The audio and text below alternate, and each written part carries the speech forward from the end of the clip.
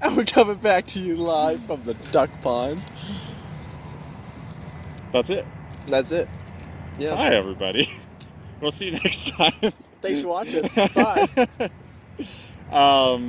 Dude, there's like 8 million people in the parking lot today. Really? Yeah. I think Do there's you have something. to park in like Antarctica? I mean, I parked in the same spot I always do because no one's parking out there. True. But like the place where you park is like full. It was okay. It was like getting full when I got here. I think there's was something weird. going on in the building. the building over there. The The UCCU Center building I see over there. written on the side. Maybe. The building I've been in for like our graduation. Is this where we graduated high school? Yeah. For our graduation and like one time when I was exploring the school and never ever Sean again. barely remembers graduation. Clearly. I just remember realizing that they were putting us into like groups based on like alphabetical order, Yep. but then you could be in whatever order in those groups, you know? Yeah. And I was like, Zach's with me. Thank heavens. Thank heavens. And so then it wasn't the worst thing. Like it was still pretty bad. It was still pretty bad. No, don't get me wrong. It was still just standing in a line so you could walk onto a stage and shake hands with someone you don't know. But like. Yep. And then you had to wait in another line after that to get the actual diploma. But at least you were there. And it reminded me of Hope of America, actually. Because I remember kind of like a similar feeling where I was like, should I be nervous about this? We're like performing, but then we were just sitting next to each other and we just goofed off the whole time, and I was like, oh, okay, this is great. Honestly, Hope of America is pretty great. Hope of America I loved it. was a vibe, man. It's But pretty good. Would do again. Not graduation. I wouldn't do graduation again. No. If I had the chance, I would No. go back and fail high school. I'd just drop out. I mean, what would we do with Jacob did just not show up for graduation? That's true. Except for my mom would never have let that happen. Yeah. She cares too much. Thank you, Mom, for caring too much. You know what's funny? Yeah. Because you brought up like just being back in high school, like parking like across the street and stuff. Mm. It's so weird because I remember thinking like parking out there was so far away, and now it's like I park farther away every day just normally, and I think it's fine. I think it's not great. even a comparison, man. Like I enjoy the walk to class now, but like At before, most like I was I'm parking so like far. 2 blocks away in high school. Now I'm like almost a mile, maybe. Like, what? It's just crazy how like perspective changes like that. You grow up, you know. You become more mature. Tell me about your maturity. You know you're gonna hear something mature when they start with a cough laugh like that. Oh, Sean, talk about maturity. Sean, we haven't matured at all. Let's be honest. Let me ask you a question. Let me ask you a philosophical question. Is there such a thing as maturity? Is maturity nothing more than a lie? Sean, it's too early for this. I haven't even had my mind blown in class. You've already been to class today. It's fine. You're awake. Come on. Is maturity even real? Like, come on. Is maturity nothing else but just people lying to themselves that they, are in more control than they actually are? You know? Or am I just projecting how I feel onto other people? Or is just maturity just like a different set of values as you grow older? A different set of values. So would that suggest then that the thing we define as maturity isn't really maturity as it truly is defined? Maybe. Does that mean? Perhaps. I'm not sure that question made any sense anyways. It's fine. I didn't care about this. Isn't what I want. It's the use. I don't know, man. Well, Sean, before you dive into anything else that's going to blow my mind we're going to today, dive so deep. Maybe. I don't know. have a story. Yes. Story And time with Zach. Blog. Blog. I like ending songs that are like theme songs with blog. Because I heard it in a Homestar Runner cartoon back in the day, and I thought it was great. Oh, okay. Anyways. You're still going with it, too. Nice, dude. He went, that's the end of our show. Blonk. And I was like, Blonk. I don't know, it just feels right. Okay. So this story is actually all thanks to Sean. Oh. Fetching yesterday sends me a link to this song. Oh my gosh, you never even responded. I was just like, here's the problem. I didn't watch it until like midnight. And then it's a great song. No, it was a great song. In fact, I'd watch it again. I loved it. I was gonna add it to my playlist, but I was like, I need to share this with someone. Who do I talk about death with? Zach. Let me tell you, it was 12 o'clock at night, midnight was not the time to watch this song. First off, I was just like, it had like for context, it had like a fan-made animated music video, which was nice, very cool. And the song, I don't know, do you want to explain? The song was about death. Very much. And just basically how, honestly, life doesn't matter because we're all going to die. It was a very... And nobody's going to remember us in like 3 generations. It was a very nihilistic song. But it was like very upbeat. It sounds like... Yeah, no, like I love the music. I love the art. It sounded like it would be sung in like at a barbershop quartet in like the 50s or something, you know what I mean? Yes, that's the perfect way to describe it. And like, it's weird, because like, I found myself like, I was like, this is a nice song, and like, it almost like, it gave me a sense of peace, but at the same time, a sense of just crisis, all at the same time. Dude, welcome to my everyday life. And this spiraled into me, I was like, I don't know why. I was tired, but I didn't want to go to bed yet, I guess. And so I would just like scroll down to like the recommended videos, and I just went on. I was just clicking into random videos, dude. And I went in this freaking journey and a half last night. Oh no! I was just watching just music I've never heard before, right? Yeah. And like, it changed.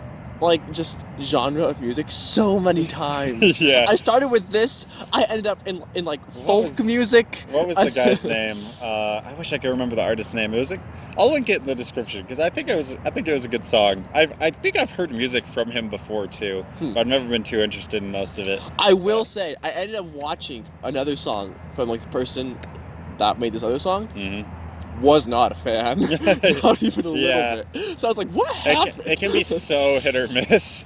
But yeah, I went on a musical journey last night. I want you to know. To enlightenment. It's funny because I opened YouTube last night, and the first thing that was recommended to me was an animated music video from the official Pokemon channel called like the Piplup Step or something. Huh. And it was just this adorable little song with this girl and Piplup dancing around.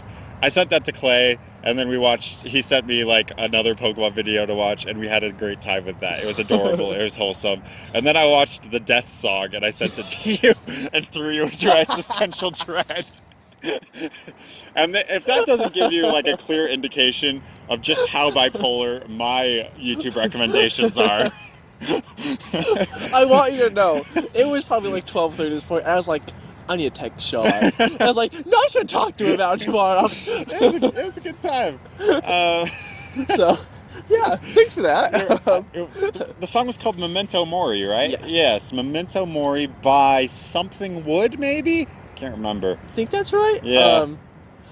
I will say, I hate you for this, but at the same time, not only did I like this song, I'm gonna like listen to it again. Yeah. But like I found like 7 other songs that like I really enjoyed these. You said you found some folk music. Did you find any Poor Man's Poison?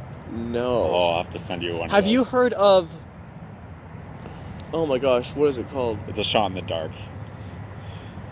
One song I listened to that I just really loved. Yeah. It was like the Willow Tree, the Willow Woman, something like that. Basically, it's about the story. The whole song's just a story. Yeah. But like it is like. Which is my vibe. I'll send it to you. It was like I've actually listened to it before when I was like looking for music to do while I was writing, and I just forgot about it, and it came back. I was like, yes, and I found like 7 other songs kind of like it. I'm like, I love this. Good stuff. So I'll send you some. I think good. You'll enjoy. But good. That's my rant. Speaking of music, I was thinking about talking about this. Maybe I just need to start doing freaking welcome to today's segment of Sean recommends a random song to the viewers, aside from the death song. This song is called, I listened to it on the way here. It's one that I actually, like, me and my little sister, we would play together. I played it on the guitar, she would play the bass. And anyways, it's called This Is Home by Cavetown.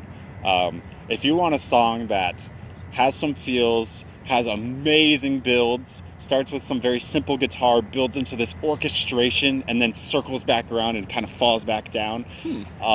Beautiful song, like an amazing song. This Is Home is the one. But what's interesting about it is, so Cavetown, I don't know his entire story. He's just like one guy. I might have listened to this last night. Sorry, I need to go double check this. You can keep going. Was it a lyric video with like a pop-up book? No. Oh, okay. So I think he started on YouTube, like his music career, and he started with a lot of like ukulele, just like soft boy singing, whatever. But like this song was one of a really early song he uploaded. That has like he redid. So okay. Like there's the current version, which has all this grand orchestration and his layers of voices where he's harmonizing with himself and all of this stuff. But if you go back like 5, 6, or 7 years, you can find just a very simple version of the song. I think I can't remember exactly, but it's just him and the ukulele just recording somewhere, That's cool. Way lower quality, but like it's like so interesting to see how the song changed and developed. And it gives me like, it really does like inspire me, because that's not something you see often, like the process of how it like changed. Not that we see the process, we just see big steps, but like it just makes me feel like, something could start so simply and become something so amazing if you just like put in the time and effort. It actually, I think I mentioned to you before, like my dad likes writing music. Yeah. And he loves doing like big orchestrations, he'll have like 20 instruments in it, right? Yeah. And he always, whenever he starts working on a new project, I go through the journey with him. Like I will listen to like the very, very early when he just has like the piano or something in there, right? And then like every week I'll like listen to a new version until it's done. It's like I it's so cool to see it where it starts and like how it ends, and like I think the journey like is really cool. I'm just a listener, right? Like I didn't even like do anything to the music, but yeah. So anyways, that's just a thought. Go listen to This Is Home by Cavetown. It's a great time. Highly recommend that song. It's actually just an incredible experience. Where are we at? Yeah, okay. How long did we ramble today? Like 14 minutes. Yes! Almost a new record. We're so good. Eventually, no, actually, I'm pretty sure we have just rambled an entire episode. I was going to say, eventually we will, but no, we definitely have already. At least our rambles were somewhat cohesive this time. I guess. Should I throw it off the rails a bit? Please. Cloud whales. Cloud whales. Actually, that's a good segue into what I want to talk about. Yes. Perfect. Well, I was thinking, I think outside of Spice and Nuggs, and we may have referenced it a couple of times, like things we've been learning in class, but I don't think we've really gone too much into, obviously not exactly what we're learning, but like I kind of wanted to talk about just our own thoughts on the things we've been learning, because they're so outside of our own perspective. Yes. For context, this is our Eastern religions class, and so we've been learning so far just basically about early forms of Hinduism and Buddhism, right? We just reached, and we're currently talking about the Bhagavad Gita, which is, I guess, kind of like the Bible for Hinduism, So we're learning about lots of the metaphysics of it and like things that they believe. So it's very outside of our realm.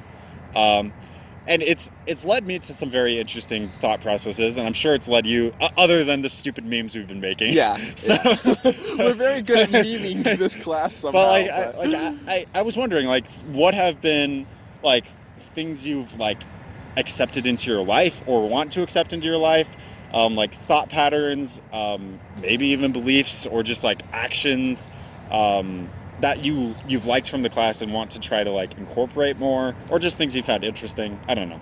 So any thoughts? I do think a lot of this does come from this class and some of the music I found recently, which is funny. But cool. Just this idea of like how the Western worldview is just like a single worldview, right? Like, and like, yes, like, I feel like I've always known that, like, yeah. It's like, oh yeah, like people live completely different lives than how we live over here, and have completely different thought processes and like beliefs and values and things like that, right? But like, yeah. I feel like even just learning about one aspect of that, of like religion and like how they view religion, just itself, like opens up so much. It's almost like, for me, it's like, because I've had this thought where like I've actually like decided there's like a lot of things I don't like that we do in the West, which is kind of funny. Right. Which I think is only natural. Yeah. As you learn about other places. Yeah. And like for me, it's like almost like a way of like more freedom and being like, even if like, say I more aligned with something that like a different culture aligns with, that's okay. Like just because like I'm in America doesn't mean like right. And like that's been a big thing for me. It's just like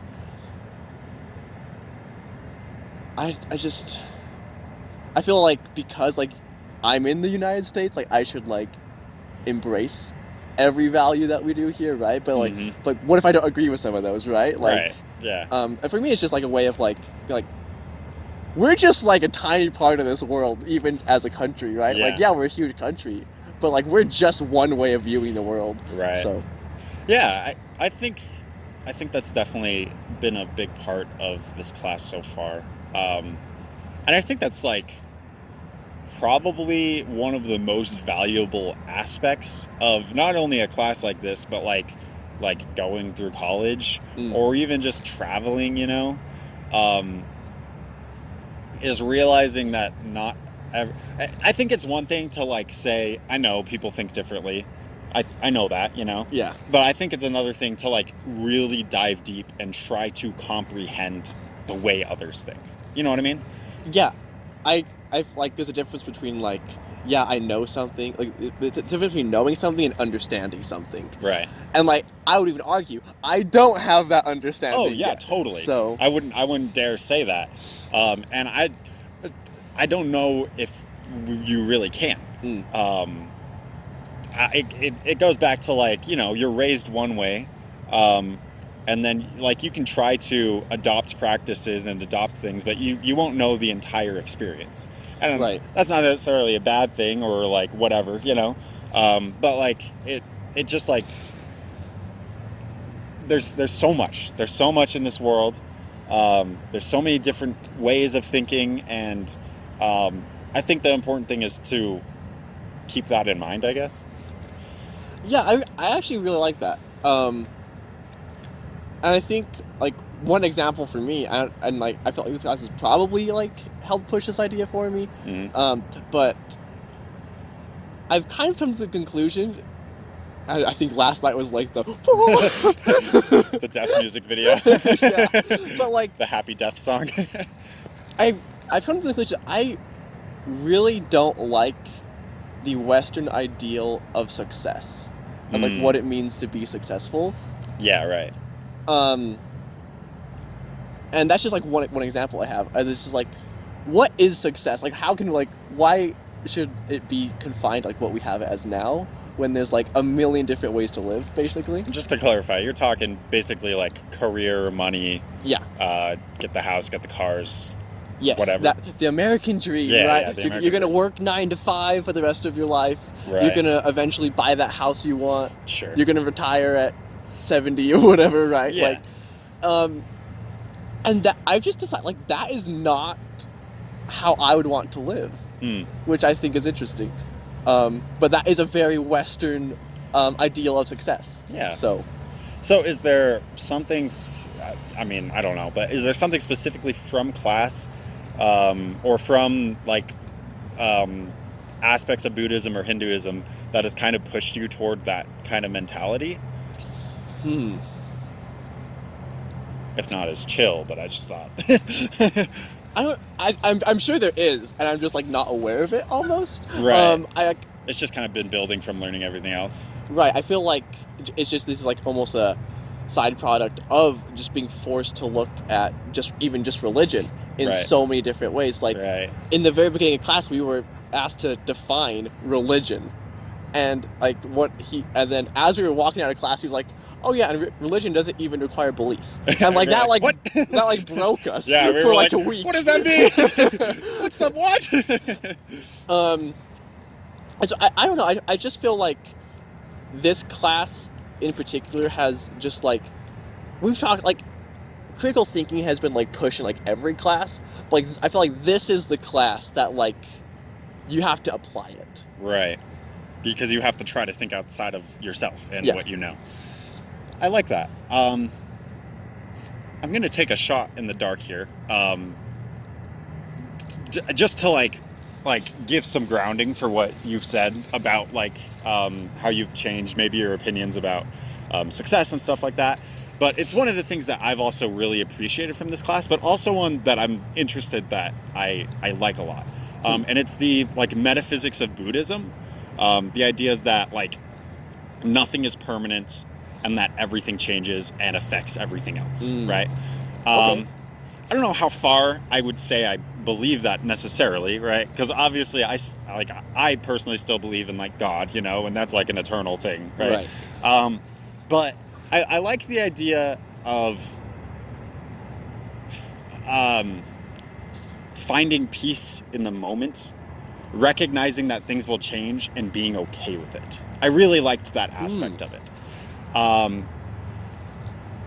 So, and it's interesting that I liked this so much because I think if I'd been learning about this 2 years ago when I was like really struggling and wasn't in therapy yet or whatever, I think this was like something that scared me so much was change.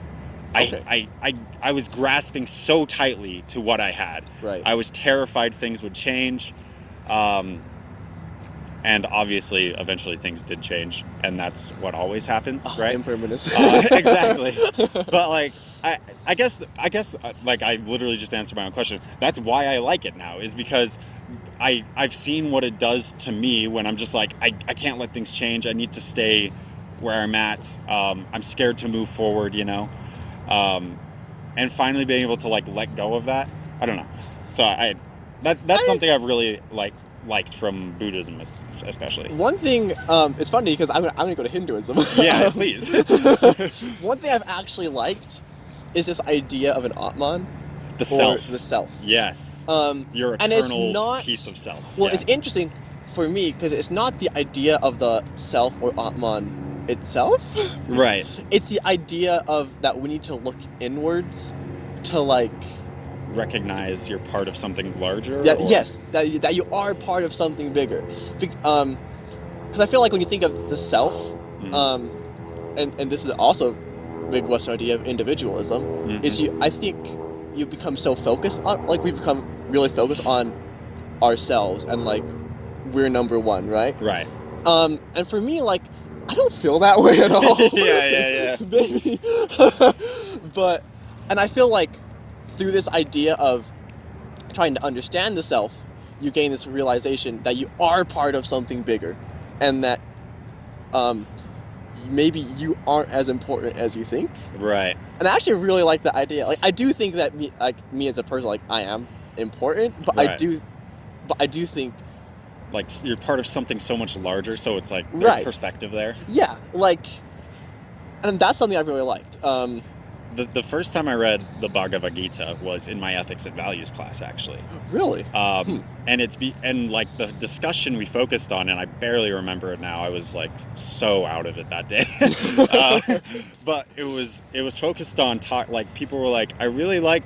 Nobody knew anything about Hinduism in that class, you know? Right. But like they're like, I really like this idea of like the divine self, which was good for me at the time, because I was like, yeah, maybe like, because like even within my own core values, you know, like I am a child of God, like there is some kind of like divinity there, but I like the idea that it needs to be combined with what you just said. Like, they can't be kept separate, otherwise you're missing something. You are both like a part of something broader, and like a small piece of everything else, but at the same time, you're still you, you're right? still important, and there is a self there. So I like the way those can like mesh and interact. I like that. That's good, Sean. So wholesome. Anyways, any other thoughts to wrap this up, Zach? Let's see. I do have one thought. Please. And that is desire. You guys should desire to check out the merch store. In Buddhism, we're taught that we should have no desires because that creates attachments. But let me tell you one thing. If there's one thing I've learned from Buddhism, it's that everything changes. You're all going to die. And in that way, like, nothing really matters. So you should buy our merch. So in a way, it's okay to have the desire now to buy our merch, because later you won't have that desire. Live in the moment, accept the feelings you have, and go to that merch store. That is the scummiest way to twist Buddhism. It's so horrible. We're the worst. We're actually the worst. Thank you all so much for watching. I'm still sad. And I'm the worst. And we'll see you next time. Bye-bye.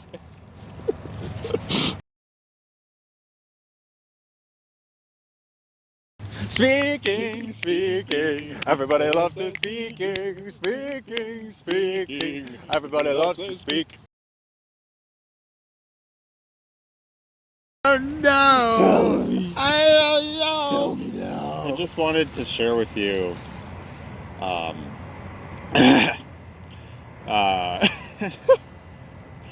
remember back in high school, like, I would park like across the street from the school, as you do, because, like, you know, there was zero Because there was parking. never parking. Yeah. So I parked like a block away or something. So after school, I'd walk, you know, over to my truck and drive away. Very cute, right? But I remember, like, some days when I was just like in a really bad mood, and like it lined up that it was like a very stormy day, I'd like walk out and just have like the wind hitting me, and I'd be like, this feels good. It's like I couldn't, it's like, at least, like, it feels like something's fighting back, when most of the day, like, it feels like I've just been fighting myself. You know what? Does this sound crazy?